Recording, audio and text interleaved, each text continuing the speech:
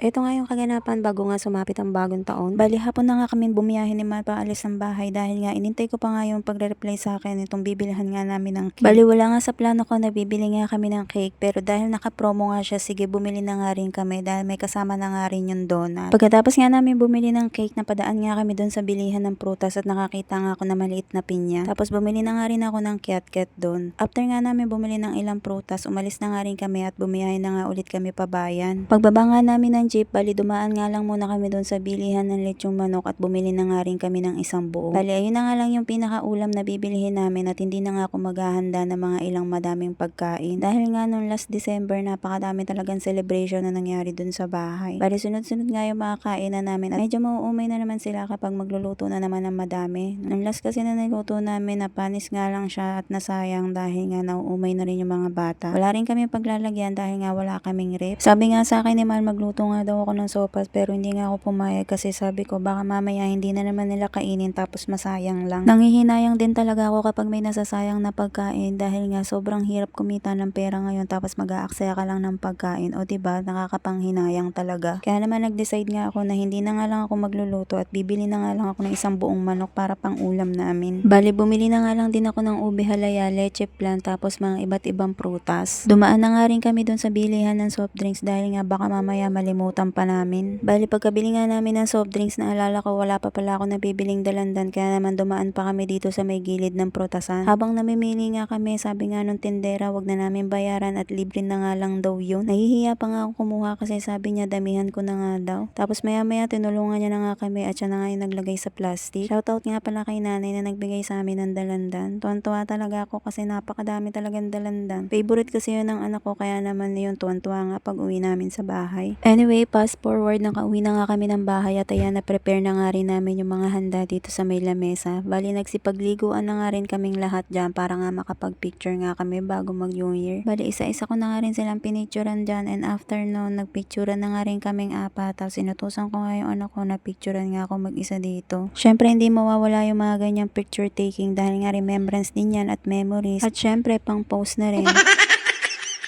After nga namin mag-picture taking dyan, nag-set up na nga rin ako ng camera dahil nga magbibideo nga kami para nga pagbati ng Happy New Year at magbudots na nga rin.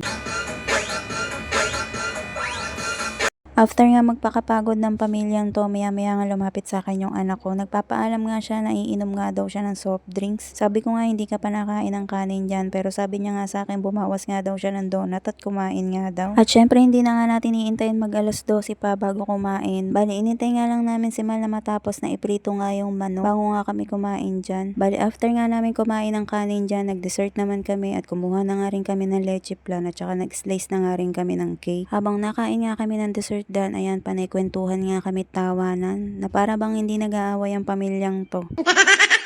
Maya-maya nga nakarinig na nga rin kami ng sunod-sunod na pagputok ng mga fireworks. Pagtingin ko nga sa orasan ko, alas 12 na pala kaya ayan napasilip nga kaming lahat sa labas. Hindi na nakatiis tong dalawang anak, lumabas na nga ng bahay dahil nga ang gaganda nga daw ng fireworks sa labas. Nagsipagdala nga ng mga cellphone at pinagbibidyohan nga yung mga fireworks na nagsisipagputukan dyan sa may taas. Hindi na nga rin ako lumabas dyan dahil nga nakain nga din ako dito sa may loob ng apartment. Maya-maya nga pumasok na nga rin sila sa loob dahil usok na nga rin sa may labas. Bali pumasok na rin yung isa kong anak doon sa may kwarto tapos kami na nga lang yung natira dito. Sabi ko nga kay Mal, tawagan nga din namin yung family niya para nga mabati ng Happy New Year. Maya-maya nga din nag-usap na nga rin sila at nagkwentuhan. After nga nila mag-usap ng family niya, ayan, nagpapahinga nga lang kami saglit dahil maya-maya matutulog na rin kami. O siya, paano, yan lang muna for tonight. Happy New Year sa ating lahat. Thank you Lord. More blessing to come.